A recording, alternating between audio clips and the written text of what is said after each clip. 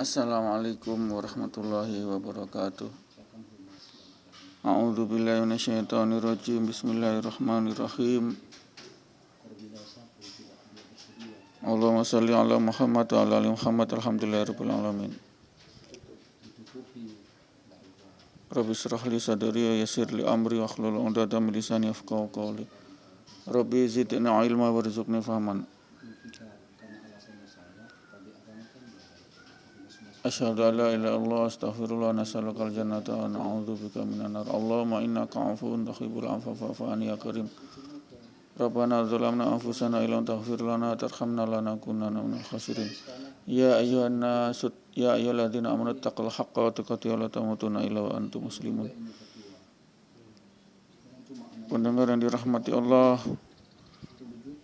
kita bersyukur kepada Allah masih sempat dipertemukan lagi dalam dakwah media sosial ini, insyaallah, dengan harapan kita bisa jadi dakwah ini sebagai asbab hidayah kita. Asbab hidayah kita bisa melangkahkan kaki kita ke masjid untuk menyahuti ajakan suara azan hayya 'ala shalah, kita ke masjid. Luangkan 5-10 menit kita ke masjid. Ini adalah suatu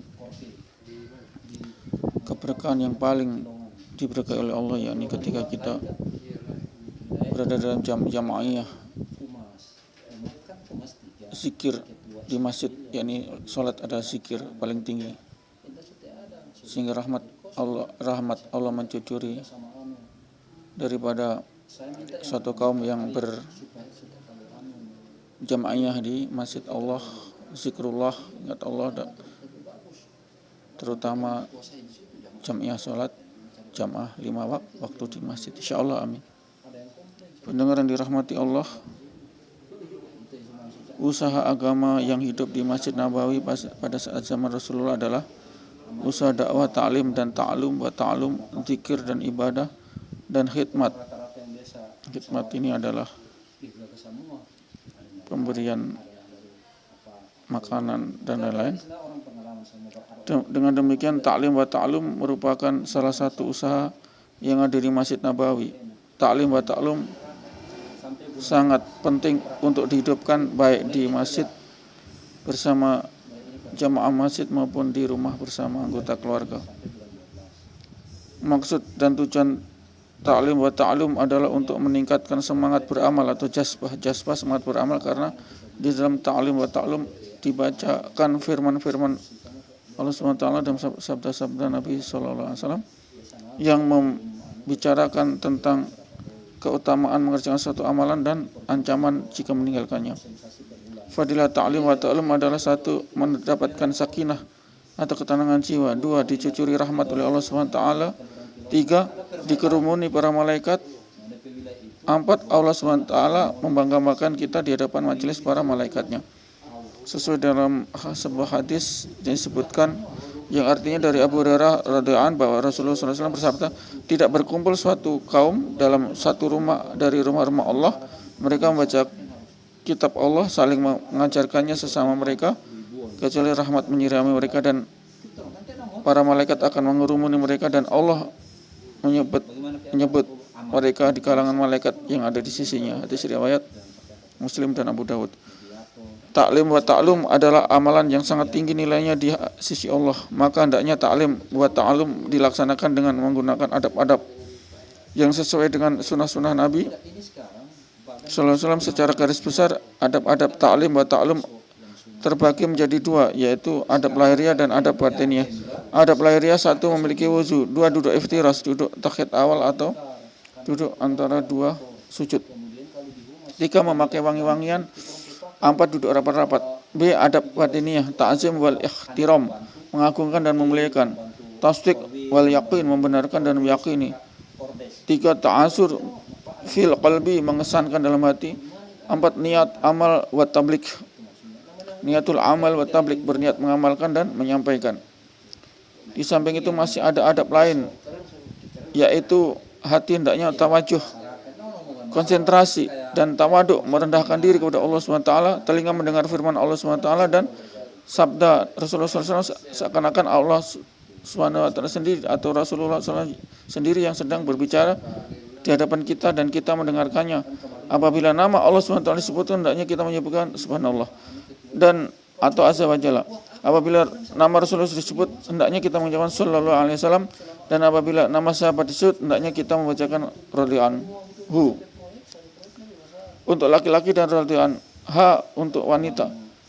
Jika nama orang soleh disebut, maka kita ucapkan rahmatullah alaih. Jika nama nabi atau nama malaikat yang disebut, kita ucapkan alaihi salam. Ucapan-ucapan tersebut diucapkan secara siri sehingga tidak mengganggu majelis taklim. Pada akhir taklim, para mustami' pendengar diajak untuk mengamalkan dan menyampaikan apa yang telah didengarkan kepada orang lain. Selanjutnya majelis ta'lim wa ta'alum ditutup dengan kifarat, doa kifarat majelis. Subhanakallahumma bihamdika asyhadu an la ilaha illa anta astaghfiruka wa atubu ilaik. Maha suci Engkau ya Allah, segala puji bagi Engkau, saya bersaksi bahwa tiada Tuhan selain Engkau, dan saya mohon ampun dan bertaubat kepadamu. Demikian pendengar dari rahmati Allah, adab taklim wa ta'lum, sehingga kita bisa merealisasikan saling mengajarkan hadis dan Al-Quran dan hadis. Kita baca, kita kesankan dalam hati, kita tasdik wa yakin, mendengarkan dan yakin, kemudian takzim wal ikhtiram, mengagungkan dan memuliakan, dan niat amal wa tabligh, berniat diamalkan dan disampaikan, didakwahkan kepada orang lain, insyaallah. Pendengar yang dirahmati Allah, inilah keagungan daripada amalan, yakni taklim wa ta'lum. Isinya adalah mengupas mengenai masalah ayat Al-Quran dan Al-Hadis, insyaallah. Pendengar yang dirahmati Allah, sehingganya kalau kita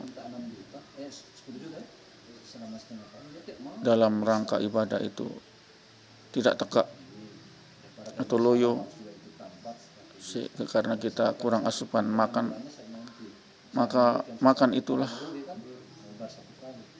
tergantung niat kita. Makan bisa wajib, wajib, makan itu wajib, minum wajib. Kenapa? Demi tegaknya amalan ibadah kita, terutama ibadah sholat. Kalau kita tidak makan, tidak minum, maka kita akan loyo, akan malas, akan tak bisa mengerjakan umul ibadah ini, katakan sholat 5 waktu. Ini pendengar yang dirahmati Allah. Sehingga dalilnya jelas, makan itu adalah wajib. Sampai itu makan adalah mubah saat kita sudah berlebihan. Maka niatkan makan minum itu untuk menegakkan daripada amalan-amalan agama, amalan-amalan sholat 5 waktu dan sebagainya. Demi itu, maka itu adalah wajib, dan itu juga bagian dari ibadah makan itu. Tapi kalau kita berlebihan dari makan, umpama 1 piring kita sudah bisa menegakkan sholat, tidak loyo, maka kita tambah 1 piring lagi, itu adalah mubah. Itu tidak boleh ditinggal, boleh dilaksanakan dan tidak mendapat pahala. Itulah mubah. Mubah boleh dilaksanakan dan mendapat pahala, dikerjakan,